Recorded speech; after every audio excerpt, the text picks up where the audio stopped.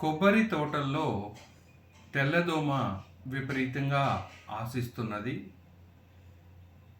December మాసం నుండి జనవరి 15 లోపు గమనించినట్లయితే కొబ్బరి ఆకుల అడుగు భాగం తెల్లగాను, ఆకుల పైభాగం నల్లటి మసిలాగా కనిపిస్తూ ఉన్నాయి.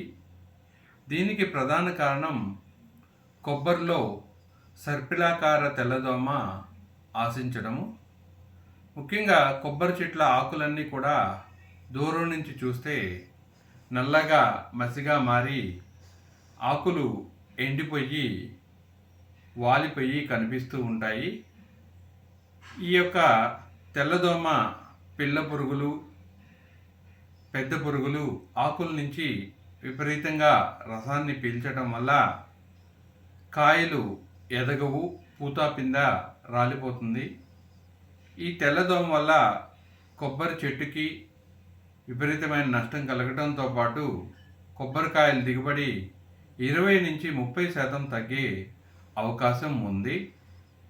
కాబట్టి ముఖ్యంగా ఈ యొక్క తెల్లదోమ ఉధృతి రాబోయే కాలంలో అంటే మార్చి ఏప్రిల్ మాసం కల్లా దీని ఉధృతి బాగా పెరిగిపోయే అవకాశం కూడా ఉంటుంది. కాబట్టి కొబ్బరిలో సరైన యాజమాన్య చర్యలు పాటిస్తేనే ఈ యొక్క తెల్లదోమ ఉధృతి నుంచి కొబ్బరి చెట్లను, కొబ్బరి తోటలను కాపాడుకోవచ్చు. ఎలాంటి యాజమాన్య చర్యలు చేపట్టాలో ఇప్పుడు మీకు వివరిస్తాను. ముందుగా కొబ్బరి ఆకుల అడుగు భాగం తెల్లగా ఉండడానికి ప్రధాన కారణం తెల్లదోమ పెట్టిన పసుపు రంగు గుడ్లను కప్పిన పల్చటి మైనపు పొర. ఈ పొర అంత సులభంగా కరగదు, జిగురుగా ఉంటుంది. కాబట్టి ముందుగా ఈ గుడ్లను నివారించడం కోసం 5 మిల్లీలీటర్లు 10,000 ppm కలిగిన వేప నూనె, దాంతోపాటు 1 మిల్లీలీటర్ సర్ఫ్ కానీ లేదా డిటర్జెంట్ సోపు కానీ లీటర్ నీటికి చొప్పున కలిపి ఆకులు అడుగు భాగం తడిచేటట్లు పిచికారీ చేసుకున్నట్లయితే ఈ యొక్క గుడ్లన్నీ కూడా పొదగకుండా చనిపోతాయి.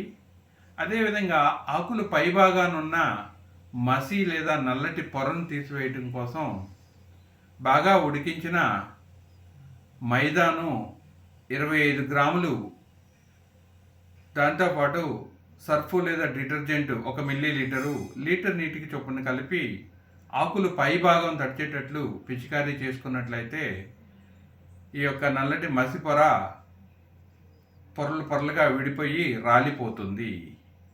అదేవిధంగా ఇక జీవ నియంత్రణ పద్ధతులకు వచ్చినట్లయితే ఎన్కార్సియా గుడలోప అనే పరాన్నజీవి గుడ్లను ప్రతి చెట్లకు ఒక ఆకు మీద చిన్న స్ట్రిప్ పెట్టినట్లయితే దాంట్లో ఉన్న గుడ్లన్నీ రిలీజ్ అయ్యి న్యాచురల్గా ఈ యొక్క తెల్లదోమని తిని చంపివేస్తాయి. అదేవిధంగా ఇజారియా ఫ్యూమజోరియా అనే కీటక శిలీంద్రనాశిని 5 మిల్లీలీటర్లు లీటర్ నీటికి చొప్పున కలిపి ఆకులపై పిచికారీ చేసుకోవాలి. ఇది కూడా 15 రోజుల వ్యవధితో 2 సార్లు పిచికారీ చేసుకున్నట్లయితే తెల్లదోమను సమగ్రంగా నివారించుకోవచ్చు.